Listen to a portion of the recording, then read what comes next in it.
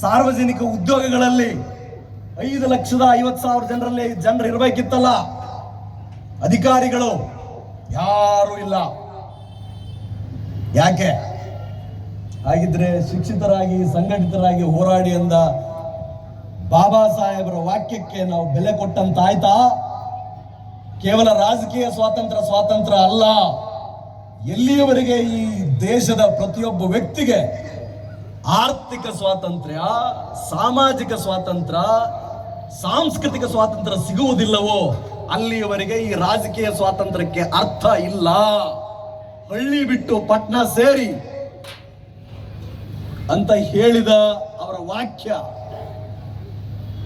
ಮತ್ತಿನ್ನೂ ಹಾಗೆ ಉಳಿದಿದೆಯಲ್ಲ. 75 ವರ್ಷದ ಇತಿಹಾಸದಲ್ಲಿ ಬೇರೆಯವರ ಬಗ್ಗೆ ಗೊತ್ತಿಲ್ಲ, ಆದ್ರೆ ನಾವು 3 ಜನ ಡೈರೆಕ್ಟ್ IPS ಅಧಿಕಾರಿಗಳು, 3 ಜನ ಸೊಮೆ. ಹಾಗಿದ್ರೆ ಬುದ್ಧಿವಂತರಿಗೆ ಇಲ್ವೇ ಇಲ್ವಾ? ಇಷ್ಟೊಂದು ಡಿಗ್ರಿ ಮಾಡ್ತಾ ಇದ್ದೀವಿ, ಇಷ್ಟೊಂದು ಟಾಪರ್ಸು 90%, 100% ಅಂತ ಹೇಳ್ತೀವಿ. ಎಲ್ಲೋ ಒಬ್ಬ ನಮ್ಮ ರಾಮ ಲಕ್ಷ್ಮಣ ನಮ್ಮ ಜೊತೆ ಓದ್ದವರು, ಒಂದು ಹಾಸ್ಪಿಟಲ್ ಕಟ್ಟವ್ರೆ. 100 ಜನ 100 ಹೇಳಿ, ಸಕ್ಕರೆ ಇದ್ದಲ್ಲಿ ಮಾತ್ರ ಇರುವೆಗಳು ಬರ್ತವೆ. ಏನೇನೋ ಅನ್ಬೋದು, ತುಂಬಾ ಒಳ್ಳೆಯವರು, ಅದ್ಭುತ. ಆ ಅದ್ಭುತ ತುಂಬಾ ಒಳ್ಳೆತನ ತಗೊಂಡು ಉಪ್ಪಿನಕಾಯಿ ಹಾಕ್ಲಿಕ್ಕೆ ಆಯ್ತದ? ಇನ್ನೂ ಗುಡಿಸಲುಗಳು ಹಂಗೆ ಇದಾವೆ.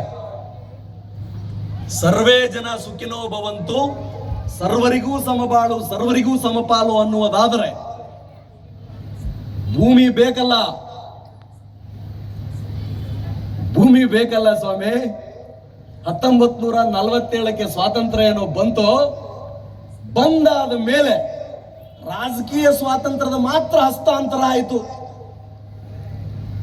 ಯಾರು ಶ್ರೀಮಂತರಿದಾರೋ ಅವ್ರು ಹಂಗೇ ಅವ್ರೆ. ಅಪ್ಪ ಸಾಯ್ತವನೆ, ಮಗ ಬರ್ತಾವನೆ. ಖಾತೆ ಬದಲಾವಣೆ ಆದಂಗೆ, ಖಾತೆ ಬದಲಾವಣೆ ಉತ್ತಾರ ಮಾಡ್ತಾರಲ್ಲ ಆ ತರ. ಯಾವನಾದ್ರೂ ಒಬ್ಬ ಚಿಕ್ಕವನು ಒಂಟ ಅಂದ್ರೆ ಸಾಕು, ಬಾಳ ಆತಲೇ ಒಂದ ಈ ಸುಳೆ ಮಗನ್ ಏನಾದ್ರೂ ಮಾಡ್ಬೇಕು. ಎಲ್ಲ ಶುರು.